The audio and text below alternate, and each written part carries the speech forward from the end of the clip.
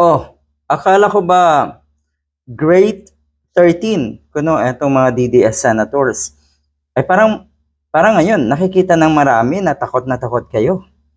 Kasi ramdam na ramdam nyo na baka bukas o makalawa, yung sinasabi nyong grade 13 ay maging kabaliktaran. Isa-isang minamalas. Sa tingin ko hindi lang to basta-bastang karma eh. Sa tingin ko ito talaga ang destinasyon nyo.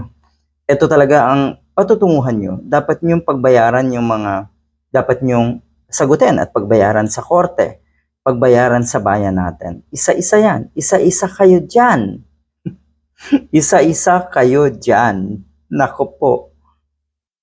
Ulitin ko lang ramdam na itong mga DDS senators na yung kanilang kuno ay tagumpay. Tagumpay nila ay pansamantala lang. Alam natin kung anong rason ng kagaguhang ito na itong mga DDS senators para protektahan si Sara Duterte at para iligtas ang mga sarili nila sa kanilang dapat kaharaping mga kaso. Unti-unti yan, isa-isa yan. Baka bukas makalawa si Jinggoy Estrada at susunod-sunod na yan.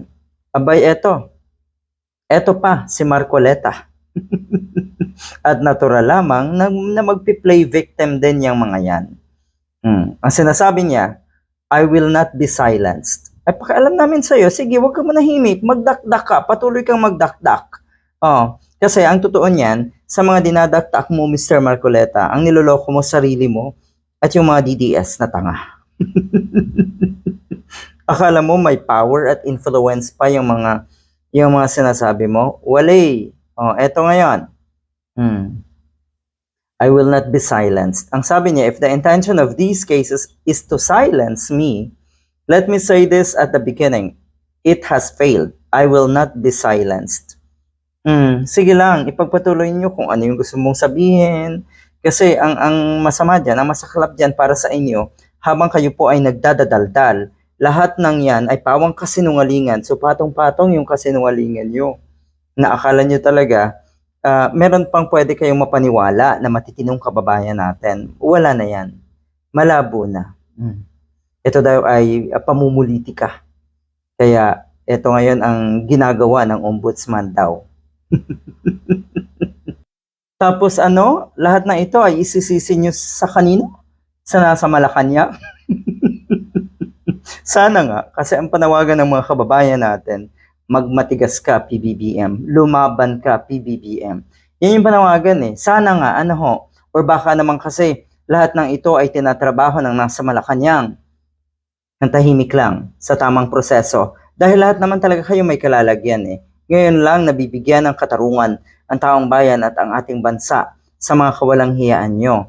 Dahil katulad ng madalas kong sabihin, sa tingin ko kumikilos yung nasa Malacanang na ituwid. Ito yung totoo ituwid lahat ng binaluktot ni Digong. Sino-sino ba yung nabaluktot na yun? Kayo, Marcoleta, at ang lahat ng DDS senators.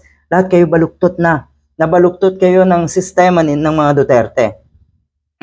Buti sana kung kayo ay or wala nang pakialamanan. Sige, magkanya-kanya kayo. Sarili nyo na lang isipin nyo. Ang nangyayari kasi, ini-influence nyo ang mga kababayan natin, mga poor victims nyo ay yung mga DDS na taga-suporta nyo.